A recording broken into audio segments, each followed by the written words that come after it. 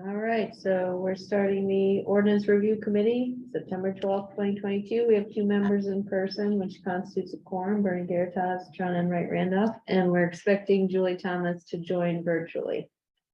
But we can go ahead and get started. And if Jerry does show up, we can still keep. Yep, going. it's only if there's 5 members, so Okay, we have so- no risk of going over. Perfect. So the first item under the agenda is discussion of zoning ordinance amendment 22-5, which is a change to chapter 803. Tammy, did you want to describe this one? We'll go to the track changes. Okay, so we had an enforcement issue that came across our desk, and there were starting to be questions about improvements in a floodway. And there's a conflict, though I think we would go with the stronger ordinance, which would be chapter 808, which is our floodplain chapter. I think it's just more clear going forward to have in our pre-existing non-conforming chapter, we add this language so that if a structure is destroyed by fire or whatever, but specifically we say flood in this as well, that it can come back. Well, that's not always necessarily true in a floodplain. If it comes back, it may have to meet all of the floodplain standards and be elevated and that kind of thing and have all the proper permits. So just to clarify that, we've added this language stating that you have to follow chapter 808 floodplain. Yeah, and then we also have always had this issue in chapter 803 since I've been here. Is there one left to the north? Yeah. So we have this interesting part that also very deliberately excludes any fringe, former fringe properties. And here we're striking that so that it could include anything within the county jurisdiction. That a legal pre-existing non-conforming dwelling may be enlarged if the following criteria are met. And one is, the first one has to deal with the septic or, septic or sewer connection. The second one states that it can't expand more than 25% gross floor area. But also, we've always had this provision that if the dwelling is a mobile home, that it can be replaced by another mobile home. And so we're wanting the clarifying language because mobile homes are really to a specific date. And we don't really acknowledge mobile homes anymore. We call them manufactured homes. And so we're wanting to kind of alter the language to allow a mobile home or manufactured home to be removed and to be replaced. It would not necessarily be that 25% square footage limitation. Yeah, we're saying we're striking that, so that would be a big change. Is that before we were saying they could replace it and double the size of the mobile home to manufacture them, they could put in a double wide or double the size. Now we're saying either stick built or manufactured home, it must comply with the 25% rule. So we want input on that. I mean, you have to understand like how modular home gets to a site is, it's kind of limited to Yeah. the size that you're gonna be replacing Right, a mobile home and manufactured home with. right. That. So you're saying they can't increase their mobile or manufactured home by more than 25% with the way that we Right. have it? And that's the current restriction for like stick built homes. Right, and I guess and maybe the January 1st, 1997, I'm not sure if I'm reading that part clear. Wasn't there a conversation about kind of mobile homes and being constructed at a certain date that were kind of the integrity of them isn't really desirable? Do we need to kind of put that in here as well? No. What kind of inspections do they, I mean, this is in the department for being ignorant. Is this in the floodplain still or is No. this anywhere? This is allowing for an addition of a non-conforming dwelling. So let's say your lot size is too small, or it's within a setback, but you're not increasing that setback. You wanna add an addition. In the case of a mobile home or manufactured home, you wanna switch them out because it's too difficult to do an addition. The only thought I would have is if someone wanted to change out from a pre-1973 mobile home and put in a manufactured home but wanted to do a double wide, Right, then there's a benefit to getting in a new modern structure, I think, right, but it's still an affordable option. Yep. option for people. Mhm. I don't know, that's an awful lot of language to put in there, but I mean, I can see where, Yeah, so we used to just have, without regard to the 25% gross floor area, which would allow that. Situation you just explained, but. I think nowadays we're wondering if it still makes sense to allow them to double the size, whereas people might point out to us, well, I have a stick-built home, so we're treating them differently. But I think the point of it was exactly as Tammy mentioned, which is they only manufacture them or create them in certain dimensions. So the 25% rule is just too hard to follow for those situations, but now I think they've gotten a little bit better. They're able to. Although we have some, I feel like Kind of I've variety. seen mobile homes that are like 600 square feet. Mhm, And to find, what's the 25% increase mhm, of that, can you still have that Find that. flexibility and design right, to add to a property? I guess it Okay. would require variances at this point. I mean, this Yeah. is a way to bypass a variance process, Right. basically, and not have to bring every single manufactured modular home to BZA. right. And do we It have keeps any it affordable. data, I guess, like, as far as, does that 25% kind of fit for most of the cases we would see a variance for, like, I mean, do we see too many that want to enlarge it by 35%? Yeah, I would, it depends on the original size of the home. It gives preference to people that have larger homes that want to do a smaller addition rather than people that have smaller homes that want to do a little bit bigger addition that's still modest. so, I mean, I guess the real question to me is like impervious surface, right? In the buildable area. Like versus like percentage of the structure, like what's the impact on adding more impervious surface and how much buildable area they have? Well, Like, this isn't saying that you couldn't do it in general, like you would have to go through the variance right, process.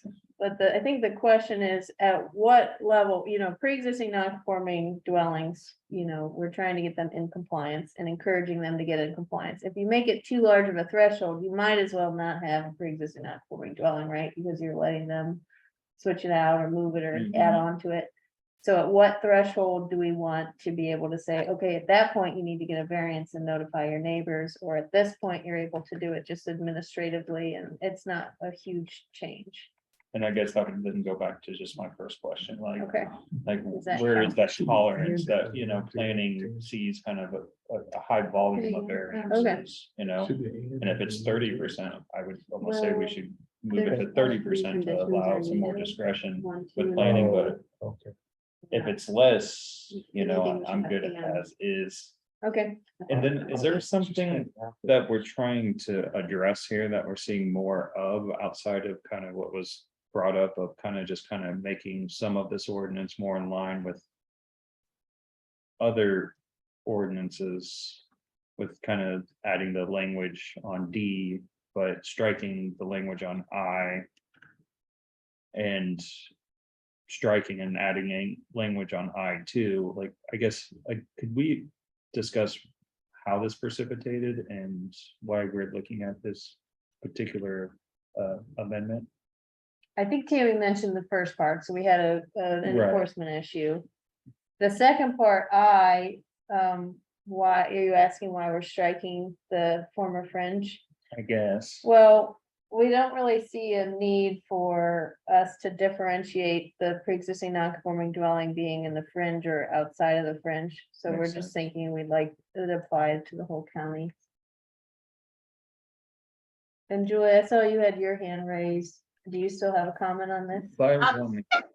Yeah, you actually answered my question, but we do not have any fringe identity going on. There's nothing in the books right now that identifies part of the county as city fringe anymore. So yeah, but you did answer my other question, so thank you. Okay. Chapter 833, it does still refer to fringe Yeah, it exists. in all those zones. Yeah, It does. that needs to be removed. Okay, Yeah. 833 does That's a exist now, large, doesn't it? that's a very large. chapter. Yeah, I think under Um, CDO, Yeah. we're gonna combine those, so. Yeah. Tron was Right. asking about, do you want us to, so Julie is only here for 30 minutes. And we're hoping do you want us to elaborate after the meeting I about mean, just, enforcement I'm of trying it? to get kind of just a better grasp on where the enforcement and what Somebody that, raised a house Okay. without any permits. okay, They were questioning then their pre-existing non-conforming status. okay, So we always reference our ordinance. Okay. To answer their questions. And me being the floodplain administrator for Monroe County, that was a red flag for me. okay, Even though that they hadn't done the work because of natural causes, but they were trying to get ahead of some natural causes, it just, still, it was language that for me was a little bit alarming because I know that we have to follow state and federal standards. And this just loops this into chapter 808, okay, keeps perfect. us compliant. And that, thanks. All right, so we can move on to the next section, which is septic permit changes under House Bill 1245 and planning concerns. So most of you probably are aware, but the House Bill 1245 was passed by the state. And it restricts a lot of the requirements of localities to restrict septic permits. So I've highlighted a few items. I just want to kind of walk through what we're thinking. So the state removed all of the language, highlighted or not, bulleted until just this section of the code. From either the health ordinances or the planning ordinances. What I've highlighted are, so the Indiana Department of Health then they actually advocated against House Bill 1245. And so now the Indiana Department of Health is going to be putting in their code some of the restrictions to put back what 1245 is taking away, because they're able to have some stricter standards. So they've worked with different localities and they've come together with the non-highlighted options as things that they want to retain in their codes. They're working on that. The yellow highlighted items are things that we don't think that either the Department of Health nor House Bill 1245 will allow us to restrict in terms of septics. So this is what we want to talk about in our discussion today, about what we need to do as planning department or what we're able to do in terms of development and restrictions. So I'm on the same page. So House Bill 1245 erased everything in yellow. And the non-highlighted sections, but the non-highlighted sections, like required homeowners to connect a sewer system when available, rather than the state's allowance of 10 years to connect. IDOH came in and they're like, actually, we're gonna draft that. We're gonna They hold like- up this, yeah, Okay. So then the State Board of Health came in and said, we disagree with some of the things that 1245, HB 1245 did, so we're gonna add a few things things. back. back in. Okay, Yes. thank you for indulging me. Yes, no, it's good clarification. Do we have any kind of communication from our health department with any of these? Yeah, yeah, so And- we've been coordinating with the wastewater section and they've been attending all of the health board meetings and trying to advocate for these items to not get struck, but it sounds like right now, the way that the Department of Health has drafted their language, they're not too interested in like our specific requirement of 1 acre minimum lot size for a septic system. Well, remember And- when the 1 acre was put in, that's when you had to have a secondary site. Right, With the Presby and with the mound systems, I mean, I don't know the answer to this question. I don't know when the last conventional right. septic system in Monroe County was even constructed. So But- they will have a set aside area, a secondary Saw septic field, but not the 1 acre. So, yeah. So just before we jump, Monroe County Health Department is advocating to keep the 1 acre minimum lot size in place. The Monroe County Health Department has that in their current chapter 365, and they will have to strike it. If The bill everything- is yeah. adopted as is. Yeah. I guess my question is, do they have a position on that they're comfortable with sharing, so we understand where they're They want to see Take all is- of this state. they, to okay, stay, yeah. okay. Yeah. Great, thank you. I just want to Commissioner make sure. Thomas, yeah, Commissioner Thomas, do you have something? Yeah, Jackie, I'd sent you that email this afternoon about a conversation that I'd had via email with a constituent who's been involved in the Lake Monroe, Friends of Lake Monroe watershed study. And then it had gone to, I'd sent that forward to Dave Schilling. And so we may want to wait and see what happens before we actively start striking elements now. In other words, we could wait and see what happens before we strike elements and then have to put them back in. Yeah, And this will help protect Monroe County residents. And if we have to deal with legislative issues, not legislative, judicial issues because of this gap, not following the state statute, I think we would be able to win something like that. But Mr. Schilling can probably offer more insight. I don't want to do a deep dive, but I guess I'm curious if referring to the gap, it would be that bullet point requires that homeowners connect to sewer systems when available, rather than the state's allowance of 10 years to connect, due to the fact that we kind of have a difficulty with new developments being able to hook up to sewer. So this could somewhat supersede that if this is put into House Bill 1245 with the issues we're having jurisdictionally. I think that the gap that Julie is speaking of is that the Department of Health, the non-highlighted options have not been adopted yet. Right. House Bill 1245 has been adopted with a timeline of January 1 to go into effect.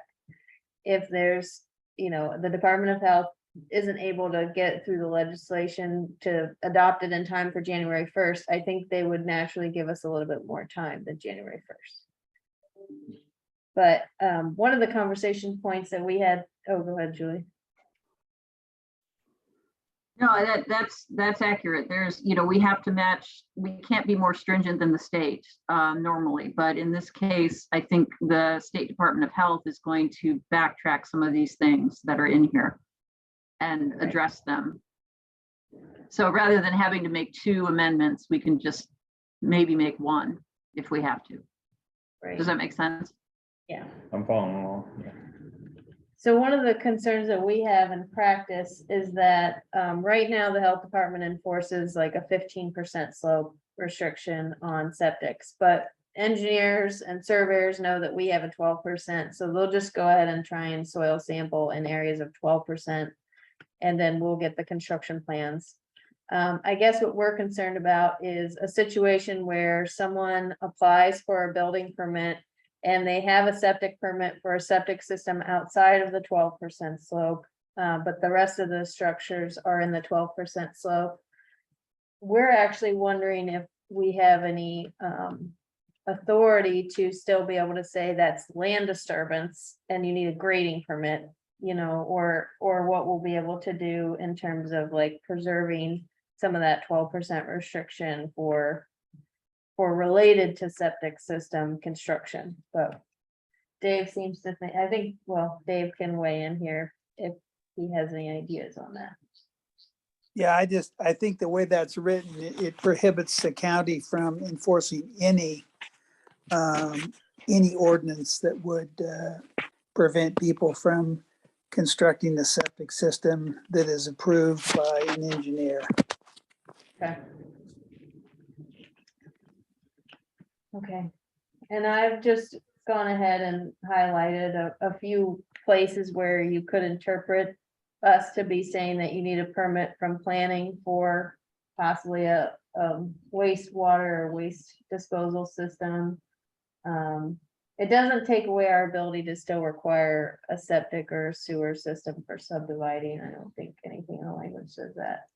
Just in regards to like our restrictions, I think they are working through some of the separation distances under the state code. They're gonna have distances from cars are actually gonna be improved. It's gonna be 50 feet per septic system. But like some of the riparian areas, probably they won't be able to keep that, so. And we would need the public would need an ILP connecting even just to a water line. What we've said is if you're doing the type of construction that typically involves connection to a water line, it probably means you need an ILP. I think it's like a catch-all for people that are doing a development project that includes connection to water line.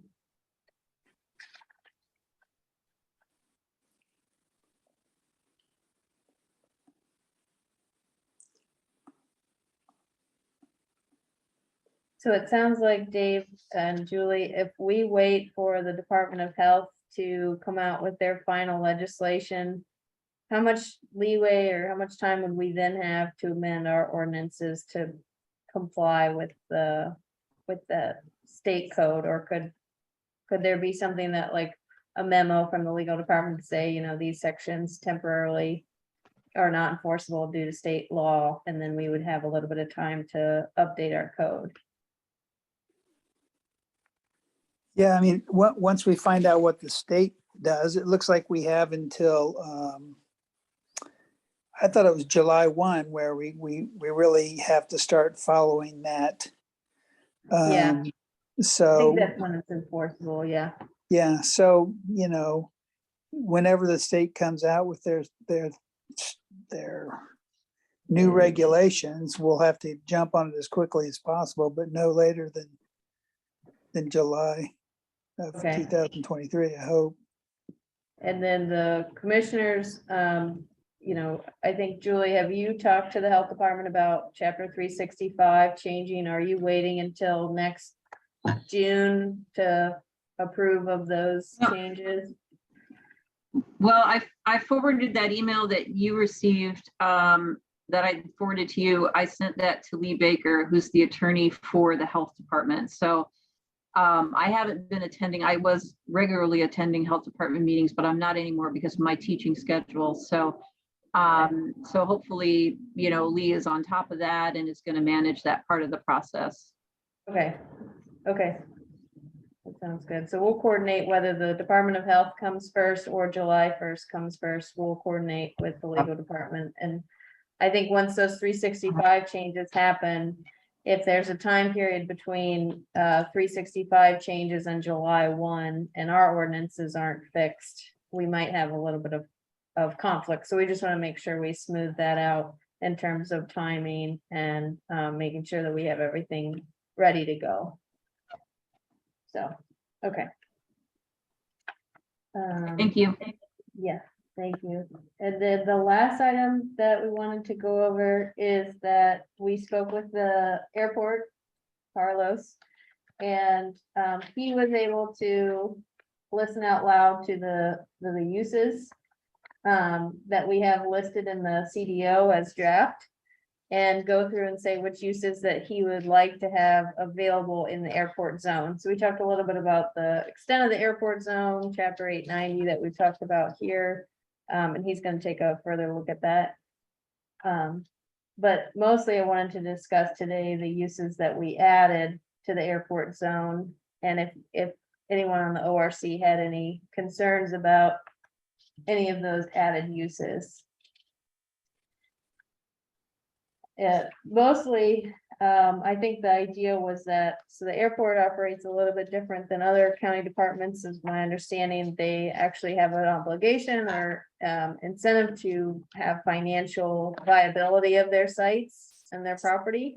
So they wanted to have a lot more flexibility in their uses, but we also acknowledge and understand that there's existing residential around the airport. So they're really prioritizing uses that move us away from residential development and more towards commercial. Joy, did you have a question? Yeah, so he's looking at all the height requirements as well, correct? He's gonna Yeah. review those, make sure they're accurate. Okay, excellent. That's my biggest concern. I don't have any other issues, and I'm gonna have to go to my other meeting, but thank you all Okay. for indulging me. Thank you. Yeah, thanks. So we tried to keep the uses in line with, he said he wanted all the waste removal options, so we kept those conditional, knowing that they're conditional in all zones. One of the things that we thought, might need some second looks, or just maybe some of the more urban uses, like he wanted some of the uses that are only permitted in GB to also be permitted in an airport. So some considerations of whether we should probably make that, conditional in airport, or if there's no concerns with those kinds of things. Remind me what PS is again. Permitted with standards, so by right, That's as it. long as they can meet the standards. Gotcha. Yeah. I was thinking I couldn't get conditions off my mind. Yeah, The standards here are likely gonna be height. yeah, That's part of it. Mhm. yeah. And possibly connection to sewer, which doesn't extend out here just yet. Mhm. It almost looks like a smaller list if we look at what's not being permitted. Yeah, Mhm. it was pretty much everything was of interest except for residential.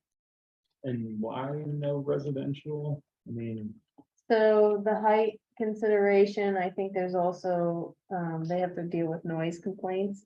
So if there's more uses where people are not there full time, they're just in and out, then they don't have those noise complaints, or. I think school was included, like you just don't want that long-term noise impact. So, yeah. My thought is the existing property owners, if they ever wanted to use it as a residential use, and I guess the growth of the airport being parallel to Mhm. the ownership of those properties, and now potentially not being able to do something like that. So just, that's kind of the lens I look at, is what kind of onerous burden does this put on the pre-existing owners of those properties due to the growth of the airport, and shouldn't we weigh those somewhat balanced? So, I mean, the nice thing is anyone that comes in and complains about the noise, you can say, hey, we told you. Not Yeah. saying they won't call and complain, but that's kind of my first take on the residential. There's still, so this is the draft zoning map. I think the nearest residential is still to be zoned residential. I don't. There is some at the top where I think there was concern that this was still residential in the flight path. So, we would want to take into consideration if these are built out as residences, we're making them pre-existing non-conforming. We don't take that lightly. So I think that we need to have good reasons as to why we would do that. In this case, I think they're already zoned airport, and they just have been there for a long time. But some of these are zoned residential, and we haven't proposed to make them airport, but if Some of the light blue ones are zoned residential. these ones are all currently actually zoned airport. Okay, And they're gonna stay but the airport, brown lots are, okay. yeah, but of course, people are interested in not being non-conforming, so I think there'll be Mhm. some questions as to why it couldn't be rezoned residential. In addition, what this delineation line is. I know Carlos was interested in extending this boundary to the south. We do have just some institutional public lands or agricultural lands. They didn't seem to have too much of an issue with that. If there's overlapping uses, we could have those. But again, that expanding list of uses in airport could also serve to be an additional issue for residences. They may not be compatible with all residential uses. Is one of the reasons why the airport would like to extend it to the south is, are they looking at runway extensions, or is it because they want to have more marketable property for development? on the perimeter. I think they're still actively purchasing land around the airport, and some of this doesn't include lands that they have since purchased. But, yeah, I mean, I guess it's a question of, something's currently zoned, this is zoned institutional.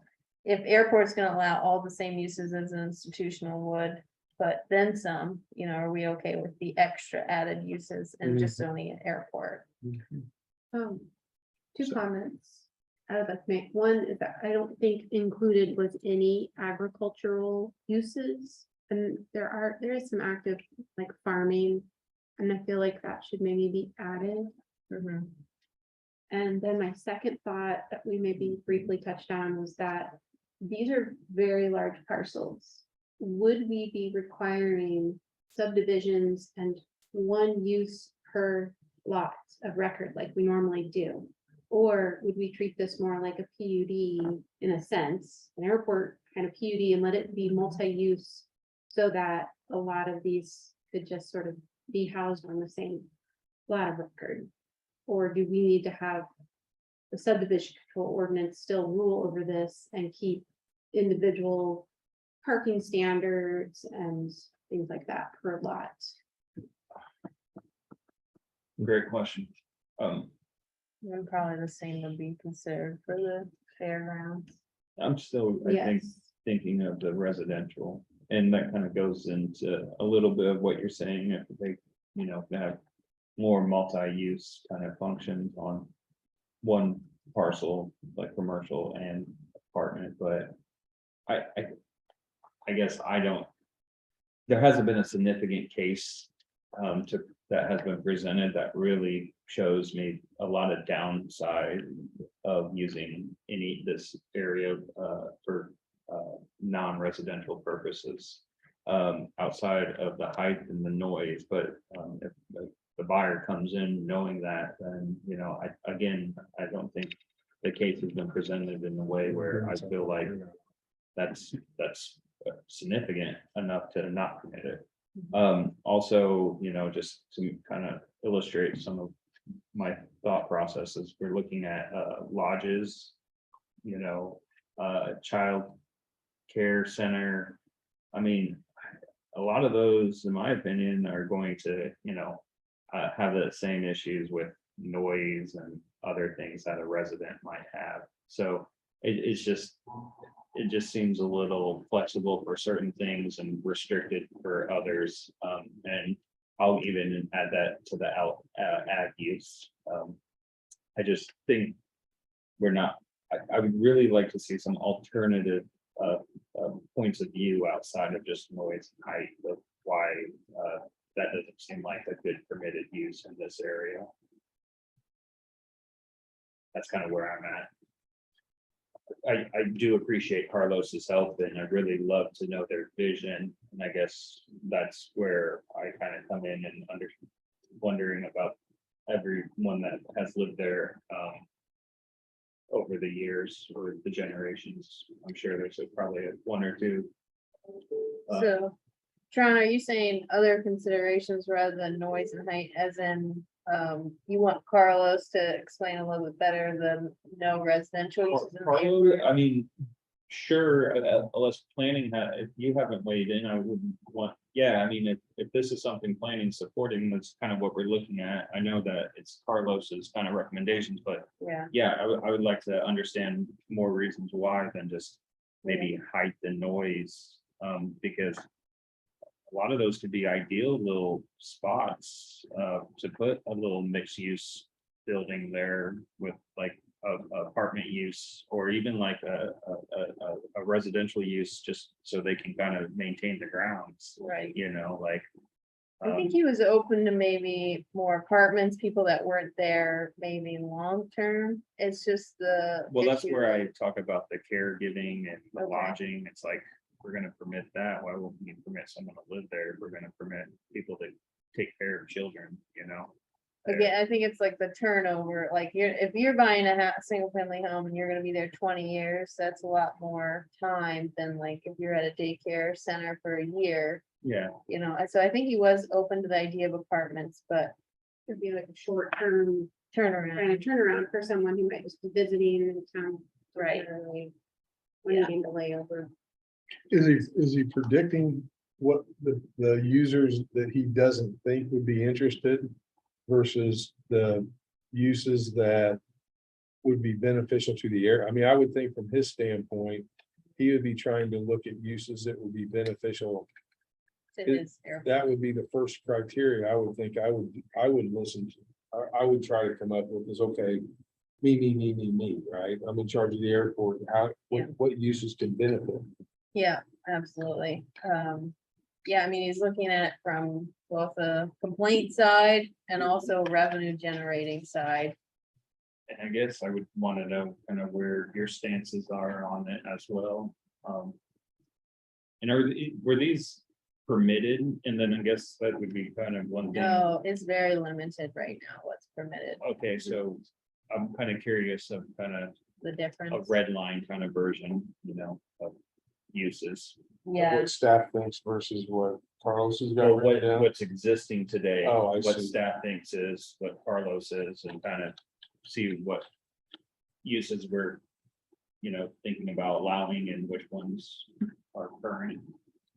yeah, I can pull up, 833, isn't it? pull up 833 table. Airport. It's a short list, so I think we can cover it.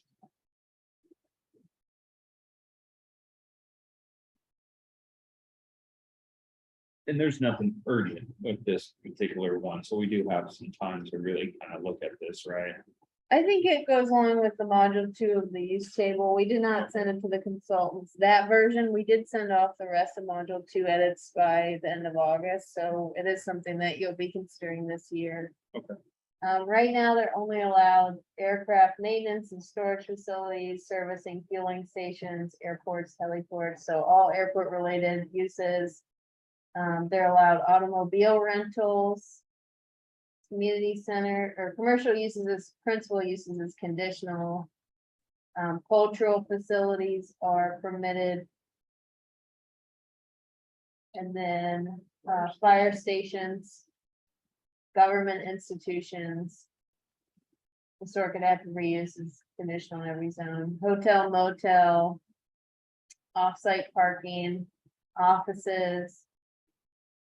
Outdoor storage as accessory uses, parks and playgrounds, police stations. And shared. parking. Did they, And then did he wireless accept communication. everything that's on the list now? Yeah, well, we read through it one at a time and he said yes or no. Yeah, I don't have too much of a position. Are you talking about? That's what I'm asking is, did he, everything that's on our list now that's permitted, did he Yeah. accept that for this list? Did he? show- Yeah, Okay. he was happy So with that this answers list. part of your question. Plus, yeah, so he's got this list captured. It may not be conditional anymore. There may be just permitted uses. Mhm. But yeah, everything in this list plus then some. Okay, And so that answers part of your question, Yeah. doesn't it? and they all look like they're permitted with standards. I don't see anything in just a few. We might, as we're going through that fairly quickly, we might go back and see if all the other uses in that category or in that column are conditional. I don't think the airport should be treated preferential to like general business zone Correct. or anything like Mhm. that, so I'll go back to do that. I guess the only consideration that we have, or I guess hesitancy on my part, is just that there are residences out there and they've been out there for a long time. This is, established neighborhood. That airport subdivision, I think, was from the 70s or 80s. And so we do get a lot of people that wanna, do small residential projects, add on an accessory garage, and we have to tell them they're the wrong zone. So I do think if they're existing, maybe we could have either a pre-existing non-conforming standard that allows them to do small updates like that, or have some conditions related to it. And that's And then really where the- my concern is who's been there and how much are we, limiting them with, their property. Yeah, Due to kind of looking at a new ordinance that Right. could kind of be, crafted more in line with the vision of the airport, but not forgetting about the residents that are there now. right. And I'd hate to just put them in another box and call it pre-existing. And then the other consideration that I have is just, I think Tammy alluded to, areas not having sewer, so we're opening up a lot of business and commercial uses out here. So if we think that some of those uses must have sewer in all instances, we should strike them, but we haven't been prioritizing like uses, these uses need sewer in all instances. Because, that's a hard line. It's a matter of scale. It's a matter of scale and, You mean whether a commercial business needs to have sewer? yeah, Yeah, like an office. It's huge. Could be a 4, 5 person office or The different number- than a 3,000 The person. numbers reveal that a commercial, a huge commercial use can use have much less need for septic capacity or sewer capacity mhm, than a residential. yeah, I mean, it's just sure, huge difference in Yeah. most instances. Do okay, we That's why I require don't like get too a, uptight about commercial and septic systems. right. do we require like a bill of health of like their existing septic? Like, would that be potentially put in like a permitted with standards that we Yeah. require them to kind of give a bill of health like once every couple of years, just to make sure that The person that's got a septic, for commercial use for in a septic. Not No. just an average person, but We just do signs of failure. signs of failure. I'm just saying that's something I would be interested in if we, go in a direction where we're permitting more. Ability to build a commercial kind of brick and mortar hooked up to a septic. That Yeah. should we be looking at like a bill of health every 5 years that they have to submit to the health department? Okay. Now, obviously, I don't know if that would be something planning would have to do if it's an ordinance in the planning department, but it'd be interesting to have that conversation in tandem with the health department when we talk septics, like. Yeah, other than the septic and sewer conversation, if there are residences out there and you're permitting things like a kennel or, a smoke shop or retail, we just want to make sure that we have design standards appropriate to where they're locating, because they are going to be butting up right against residential, especially if you're looking at, like, if these were to ever become commercial or something like that. So those are our concerns, just standards for buffering between residential and airport. And then, I mean, the list of uses permitted is making airport zoning even more preferential than maybe even some of our business zones. So I don't want to attract people necessarily out of a business zone to an airport zone either. it's a good thought. Yeah, like the wastewater treatment facility, not a great example, but I think goes in Yeah. line with what you were talking. They're conditional in all other areas except for PS in the airport, which I would. Yeah, which I I'll would probably think change to conditional. conditional, yeah. So there could be an allowance we just make a lot of these conditional. And then depending on the scale and what they propose to the BZA, have some of that discretion built in, but. It's just a long list, so we just wanted to see if you had ideas or thoughts, or if you I think you're right, model it after another zone. as far as looking at the other zones and making sure that this is not really driving people to Development want to here, develop there. Yeah. And make it maybe more in line. yeah, Or vice versa, add additional uses, maybe in another zone. right. Okay, I think a lot of it could be discussed as far as if you have sewer hooked up or not. I think that might be kind of important.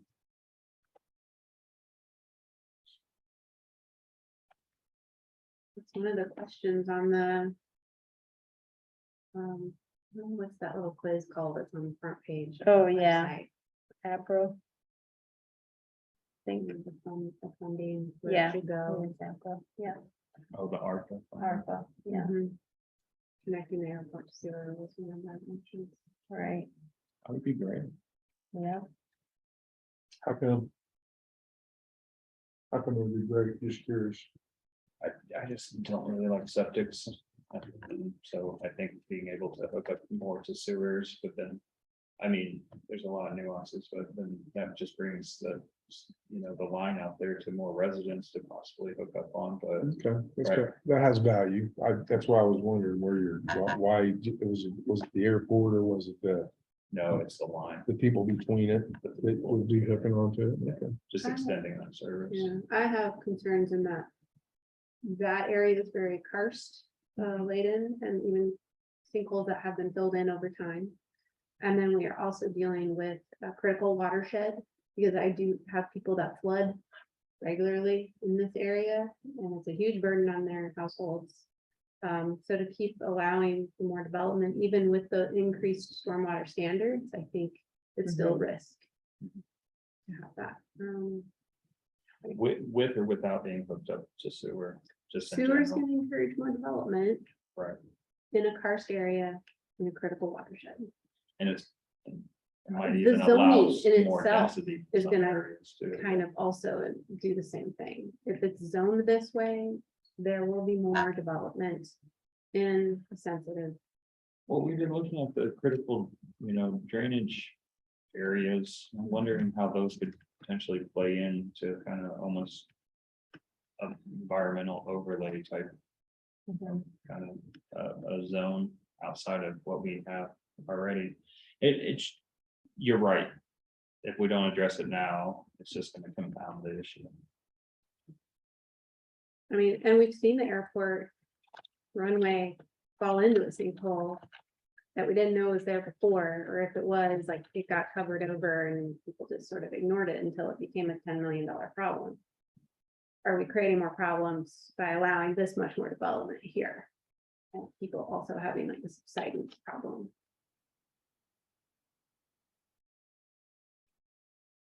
This is the critical drainage areas. I wonder what the Cave Creek. percentage of the airport, it's almost like completely Mhm. within it, isn't it? Just this area outside, Then you south get the side. sinking creek. Mhm. Yeah, no, I mean, So we could have some standards as in not a, yeah, we want. I threw out the word moratorium in a couple different areas over the years for environmental protections, but we seem to just walk past those conversations. But I think we are gonna have the critical drainage areas recognized in our maps. At least I would like to, if we're gonna use them as standards for development, or maybe like not having outdoor storage of certain things in those areas, or reducing impervious, I don't know, something like that. so, I mean, I guess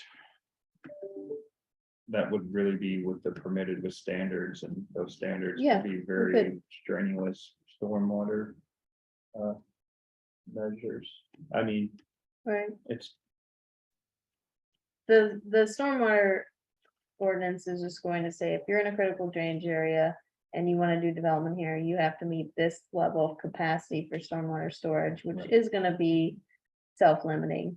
But a standard in the planning ordinance could be, we don't want you to have these certain uses in the critical drainage area for these reasons, or we don't want you to have like a giant parking lot that covers, a lot of the area, even if you do have the storage capacity to back it up, we just don't want that, so. Those are some of the things that we can think, Maybe more stringent. open space Maximum, standards. yeah. Those are things that we could do. So. Okay. Does anyone else have anything?